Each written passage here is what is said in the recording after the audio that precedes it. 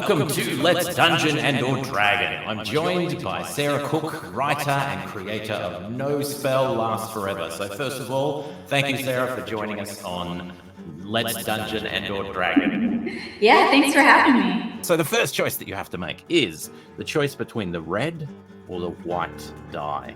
I'll go red. Excellent choice. You come to your senses alone on a vast, featureless expanse of rock. The sky above is black, stars illuminating ghastly shapes, a menagerie of monstrous forms frozen and orbiting the vast stone sphere on which you stand. Something stirs in the near distance. A piercing cry cuts through the air, followed by the sound of something heavy thudding against the ground. You turn your ear, hearing the distant sound of something galloping towards you. You stare down at your hands, ancient runes on your flesh giving rise to memory. You begin to recall who you are. You can be a gnome, elf, or you can be a marionette puppet. My current D&D character is an elf, so I'll go with elf. You'll go with elf. Excellent choice. Rogue, necromancer, or a whistler, someone that whistles. I think I'm going to go with necromancer. Oh, that's a nice choice. So you are an elven necromancer. What name would you like to give yourself? I'm going to use the name of my current character, which is Avriel, so I will stick with that. A very fine elven name. So Avriel, the necromancer elf. The galloping figure resolves in front of you, a creature with oddly jointed legs jutting from a spider-like abdomen. Its bulbous green eyes watch you hungrily as it slows to meet you. It hisses, lifting clawed limbs and moving towards you, clearly intent on doing harm. Whispered words reach your mind, bypassing your ears altogether. It disturbs the sleep. It must be ended. You look around for something to protect yourself with, and you find three options. There is a rock beside you. I mean, the whole thing is rock, so there's lots of rock. But there's a peculiar-looking rock with something sticking out from beneath it. There is something bone-like sticking up. It looks almost like a handle, and it's half embedded in the earth. There is also something within your pocket that seems to be sort of thrumming with power and potent energy. So which would you choose? The rock, the bone item, or the thing on your person that is thrumming with power? I'll do the thing in my pocket. Excellent. No one ever picks that one. That's a great choice. All right. So Avriel, you reach inside your pocket and pull out an etherically charged whistle, which has been embedded. I chose the wrong class. No, but it's fine because the whistle resonates with dark energy and dark power, and seems to be, you remember that you have imbued this object with a lot of necromantic power. There are basically a lot of dead things within this whistle. All right. So first we roll to see who goes first. So I will roll the red and I will roll the white. All right. So you are still a little bit discombobulated. You're still coming to terms with who you are. The whistle threw you a little bit because you kind of remembering how to use it, but you're not quite sure. So while you're trying to get your bearings, the creature attacks. One limb thrashing down towards your body.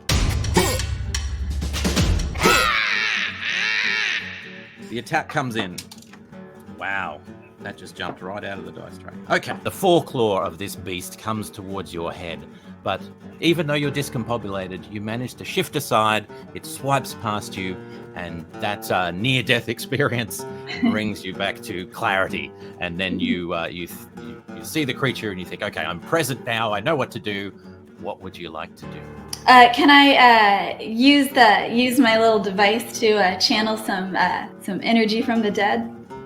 Yes, you can, because you're not quite sure whether the beasts hovering above are dead or not, but you do sense a lot of death around you. There are things buried within this ancient landscape, so you're going to draw on that power, and you're going to use this whistle, which I presume you whistle to activate it. All right, so here we go. Attack for whistle death thing. Here we go. Oh, this is going to be interesting. There's a lot of low rolls. I'll just say that. There's some low rolls going on. Okay, so you put the whistle to your mouth. You feel the energy around you being drawn in, but something resists. The creatures that are buried here, the past travelers that have come to this place, don't want to be used in this way. So you feel the power come through the whistle. The song of the whistle flies up towards the creature, but it doesn't seem to have the desired effect. It just sort of, fades into the distance, and you realize, okay, I'm going to have to use a little bit of brute force here because these creatures or these deceased citizens don't want to be used in my magic. In response, the creature throws its limbs at you again. Another flailing attack. This time it does actually score you across the abdomen. It's not a lethal blow, but it is damaging, and the pain comes to you. Because of your affinity with death, you feel your power increase a little bit, and you get a little bit of advantage because the closer you get to death, the closer you get to the real source of power and all of that sort of stuff. So you're wounded. The creature is right there. What would you like to do next? I'll give the whistle another try. Let's go the whistle. All right. And you are a little bit more attuned now. Things are going a little bit better for you because, again, the deader you get, the more powerful you get. All right. Let's go. Oh, wow. Oh, let me preface it by saying no one has died yet in the game. It's not supposed to be that sort of adventure. You go to whistle, but the pain below your ribs, where you have this cut now, there seems to be some sort of venomous thing going on in there, and it's causing you pain.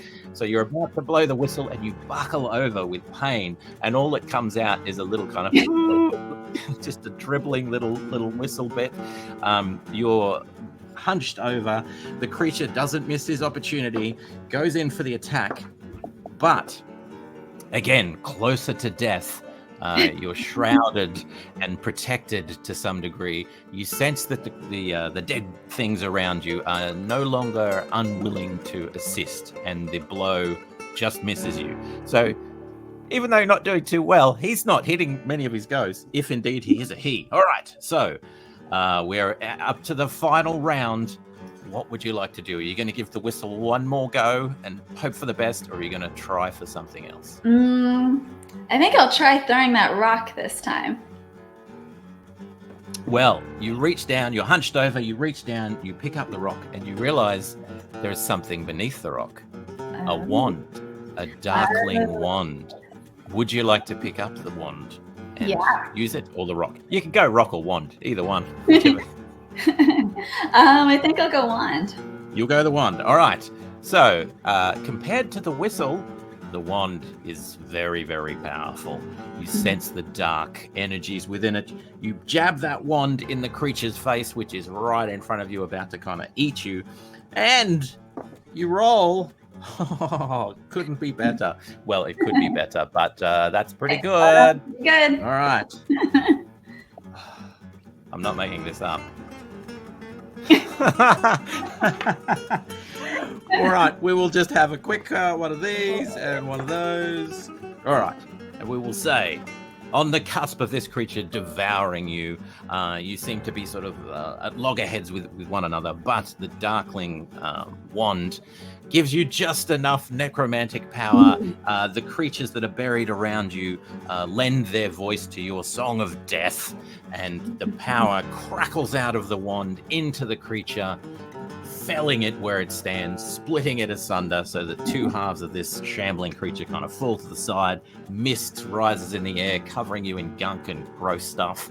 You stand there, wounded, possibly poisoned or envenomed, but surviving. What are your final words on this occasion? Don't mess with the necromancer. You heard it first, ladies and gentlemen. Avriel says, don't mess with a necromancer.